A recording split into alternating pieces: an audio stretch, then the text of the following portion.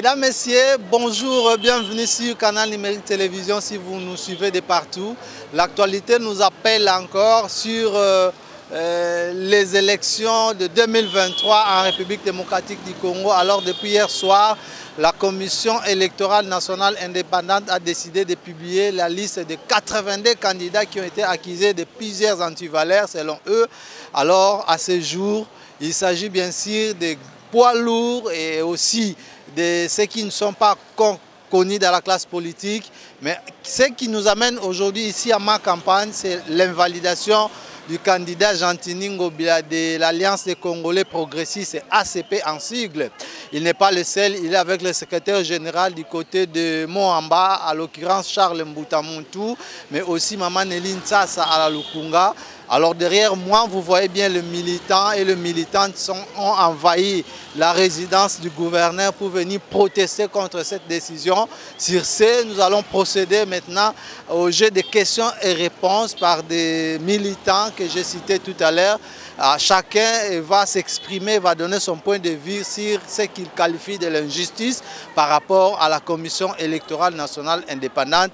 Je suis avec Daniel Tissou sur terrain. Sans plus tarder, nous allons nous approcher de ces militants pour donner la parole et puis on va procéder au jeu des questions et réponses. D'abord, vous le voyez en train de venir vers moi, elle s'appelle Mami Minga. Elle va venir aussi donner son point de vue en rapport avec l'actualité. Bonne année, hein? Bonne année, Ndeko Fred, NACP, Makasi Komona Bino. Biso toye awa, toze belé, la femme d'aujourd'hui, toze awa pour soutenir l'autorité morale, biso Gentini Ngobila. Pour la koye bisa fachi, tikela biso Ngobila. Tikela biso Ngobila. Toye bike, slogan à président na biso ezalaki, consolidons les acquis, que de retourner à zéro. Donc pour vous, Gentini Ngobila parmi les acquis qu'on doit consolider. Très bien. Ngobila parmi les acquis. On a latine robe, il fallait qu'il y ait polo nanga et ACP pour bon monake. Ce qu'on t'a dit na motema ils la photo ya Fachi. Avant même campagne banda. Donc pour la koloba, Fachi azalaka na motema ba femme d'aujourd'hui, azala motema Ngobila banda kala, sans koloba ke pour députation ou bien unité. Abanda banda kala porta Fachi na motema. Lelo tozo mona banzele tongama. Tozo mona nini oyo kan luka. O ezalaka fief ya batu misusu. Lelo tobotola. Tozo mona nini kingasani tobotola. Tozo mona banzela elengesa de partout et salama. Pona nini Fachi Ngobila accompagna Fachi de partout. Mais lelo o ezo salama oyo. Tolo banano même pour la popularité. Lelo Ngobila tondi sa stade de martyr mutu nyonso ayebi Ngobila za na batu. Mais oh, humiliation à modèle oyo et ça qui côté. Pourquoi vous l'appelez humiliation? Parce que Seigneur lobby que bateau y a invalidé, ils ont été accusés de manipulation, bah se retrouver avec une machine et consort. Mais on sait très bien que Ndeko Fred, makambo oh ya injustice et bandit si côté. Banda kala babundisi autorité morale na biso. Tokolo bango terre mwana banda kala. Banda kala ezalaka to sala lisuba déclaration kana chaîne na bino awa biso to zaba mama Ngobila ndenga zone eza parti jeune ba ibi ko ibate biso nde to zaba mama to tiki banda ku to politique bana na biso balandi biso na sima eza parti moko to ebi nini bana basi bazalaka o ne bazo bêtiser basu bien unité biso toza basi toza ba mama so ba mama telemeli likambo fo likambo esala nini esimba ndenge zawa na biso to telemi lelo décision échange makape to lali pongite to lamuki toza liboso pona kolobela makambo ya Gentini Ngobila autorité morale na biso accompagner ki Fachi banda kala ti lelo tozo accompagner Fachi souci na yo ezali ba revoir décision na bango parce que Ngobila za muto popularité mutu nyonso ayebi bote papa. Comment on a? Comment on a monsieur Eli Kofi? Vous êtes membre ACP? Oui, nazali membre ACP. Présence na yo justifié nini awa? Présence na nga que toye pas autorité morale na biso na sango o ya mabe o Seigneur apesi biso ko invalider mutu munene lokwa Gentini Ngobila na mboka oyo. O asali campagne à Fachi Beton à 4 coins RDC. En plus que le mutu munene lokwa papa Charles Mbutamutu secrétaire général. Ezako kamwa Moka est un problème sérieux. Est-ce que on a guerre? Guerre est non estilité. Bon, comme ça guerre sous on a capitale. Jamais. Kolongola Mutuloko Gentili Ngobila. Mutuloko Gentili Ngobila, papa. Il est le seul président. Oyo, na slogan na biso parti. To bandana liboso kolobanini. ACP viva, viva, ACP viva, viva. Et puis tu vois que Fachi Beton, deuxième mandat. Papa, nous sommes candidat conseiller municipal na Lemba. Les gens m'ont voté, va voter Charles Moutamout, va voter Papa Fachi Beton. Pourquoi? Parce que Moutou Mouna le roi Gentili Ngobila pèse mot d'ordre. Alors bi Moutou Nyo sur ACP. Ce qu'on voté numéro 20. Après na national na yo, na provincial puis na municipal na yo. To sali Moussala, ba communicateur bazalaki, ba observateur bazalaki, ba témoin bazalaki. Mais subitement kolongola batumi o bangolo minene. Gentili Ngobila. Bon, déception Zaka Makasi. On a tout à tout le psycho. Fachi Beton, Azaz très sûr que Gentili va voter qui. Merci beaucoup. Merci. Maman, ya outil Lemba, yo outil. Bonjour, je suis la candidate municipale à Lemba. Je suis très déçu pour ma réaction au Bissotoyo qui pour la CENI. En fait, nous sommes de l'ACP. Je suis Madame Regina Kimbadi. On travaille en synergie pour soutenir le président de la République qui est Fachi Beton. Nous sommes de l'ACP. L'ACP, Tobanda Propagande Kala. Tobanda qui soutenir Fachi Beton depuis longtemps. On a fait des navettes, on a été à Matadi, on a été à Lubumbashi, à Kisangani pour soutenir Fachi Beton. On est surpris de voir qu'aujourd'hui on a validé notre autorité morale qui est son excellence Gentili Ngobila Mbaka et puis le CG. Au moment où ACP a voté massivement le numéro 20 qui est Félix Antoine Tshisekedi. Moi je demande au président de la République, Fachi Beton, étant qu'il est garant de l'humanité, à résoudre le problème. Ngobila après si mot d'ordre na Kinshasa dans la province partout ACP Zali va voter numéro 20 et puis Salama Kibongo moi je suis candidate et puis ma base aussi va soutenir Fachi. On est dessus donc tout ça a besoin de lever les quoi mesure au bango va suivre. Merci beaucoup. Merci beaucoup. Na utinga ba kombo nga mama Rose. Na lobby boy. Fachi Beton atindi Gouf na Charles Moutamout pour battre campagne na ye. Battre campagne na ndenga osakanate à 100%. To voter Fachi Beton na ba commune nyonso ya CP ya Zali ba voter à 100%. Lelo balobi ke Gouf ayibaki Charles pe ayibaki. Décision est un provisoire parce que cour constitutionnel ne mutakata rasuka. Papa ngana zo loba o ndenge ba betiseli biso kake boy. Biso ndenge toza boy toza batu lisusu te to kufi déjà. Membre ya ACP penza oyo ba nosa deuxième mandat du président de la République avant ACP Botama. RI Baozo a idée, il y a comme ça fait deuxième mandat ACP. Gentili Ngobila ça publié avant que Maramboya. Avant boya au salir babuso bo mekabiso. Tout ça pour ça bo mekabiso ti. Bo pesa biso victoire na biso bo yebi. Ya lukutana to yebi na biso bo mbuye na biso bo ba ki ça ça nzane. Tout ça pour ça pe ki ça se ningana te. On a eu ça ballon d'essai. Yango wana ezalaka nango petit. Ezalaka nango muta boki pe mal jeté. Albazongi c'est la personne boire qui azongi ezalaka nango mais toza pour ça wana te président ngana ngina betoka lisolo muto ayembela yo Fachi Beton na Beton c'est na ACP muto pesa batu nyoso to ba parti nyoso pouvoir ya kokumisa chef de l'état deuxième mandat eza Gentili Ngobila na ACP yemta nonsa ngokala era comme le gouverneur de la ville a Betchango Mbalamoko era sa sortie officielle il y a ACP Tobina Fachi na Fachi stade mo Simana les seuls partis ont tondi sa stade ACP na combo ya Fachi Beton président to pesa ki yo déjà bonne chance biso pesa ko ba chance de bandaka là mais to ça envie to ça to c'est la kaka lobi na to la mkato na biso ezala ngo pe ba je ba ko ça nango mais mingi zate. Merci beaucoup, c'est vraiment en live. Na dit bino que tozana ma campagne liboso ya résidence ya gouverneur.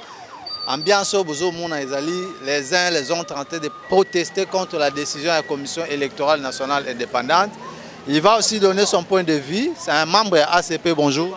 Bonjour papa. Comment on Comment on Istani na zaawa toza devant résidence ya autorité morale Gentili Ngobila Mbaka l'infatigable le puissant, l'homme qui a mis en pratique la vision du chef de l'État Gentili Ngobila Mbaka. Papa, te batika, où est la politique?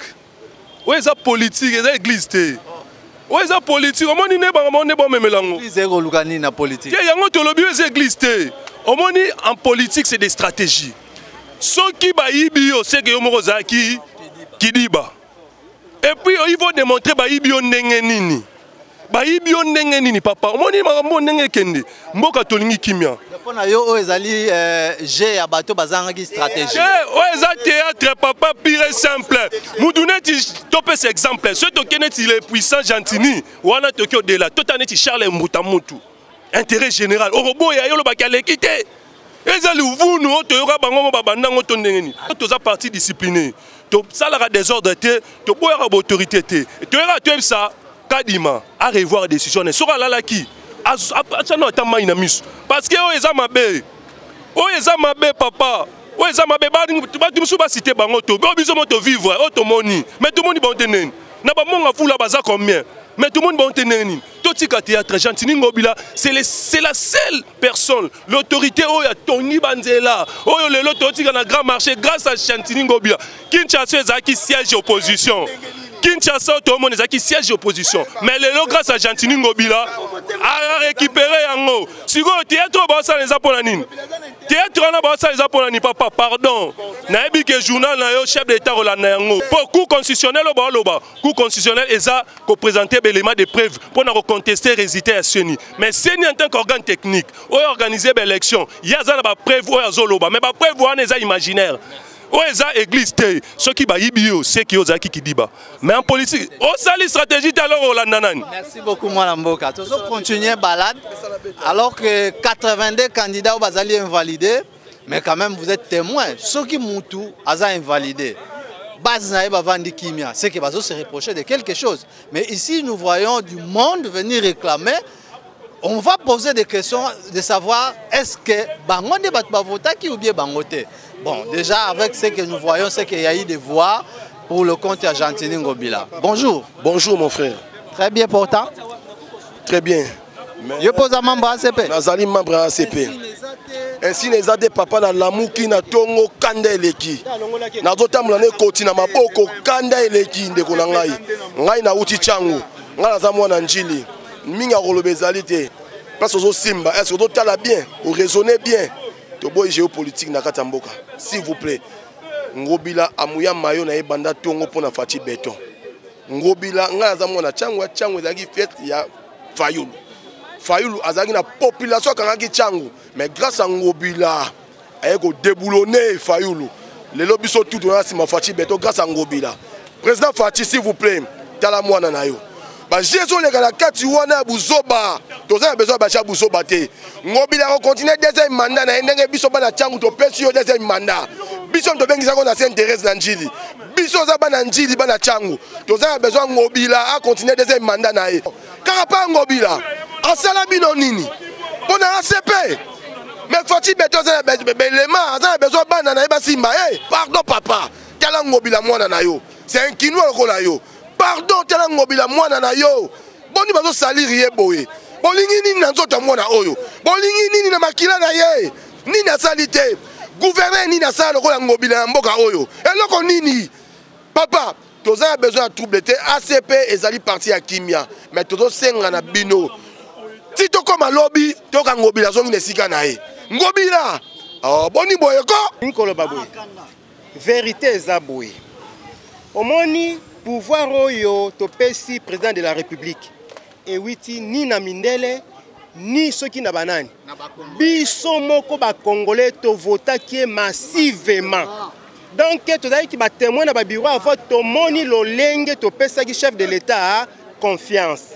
Par rapport, il y a un plan d'action où il y a pesagi biso na misala oyo azoko sala pe sengli to continuer.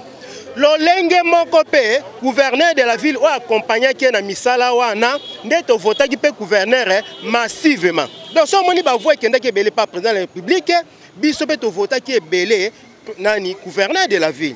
Sikoyo président de la République abaki ba plan d'action misala ou azoko continuer ko sala. Et quand on a to continuer ba tumsu totoko banai. Nde to pesaki confiance to pesi ba voix pour que misala to continuer en na kimia. Siko nani accompagné qui est na misala oyo to salama. N'est-ce pas le gouverneur de la ville? Siko gouverneur de la ville on va comme côté na Samakolo ba sala soki nde nini to boyi. ACP toza ebele na ba province nyonso Kisasa mobimba. Nde tolingi tozonga na kimia réhabiliter autorité morale na biso moko topesa ke ba voix toza ebele koma ba kokoko tsa mobulu na makamandenge wana. Na kansi na secrétaire général na biso. Donc na kimia nyonso président de la République soka na makambo yo a benga batu na ye apesa bango mot d'ordre pour que biso to continuer na bateau to lingi ba continuer na mandat o to lingi misale continuer.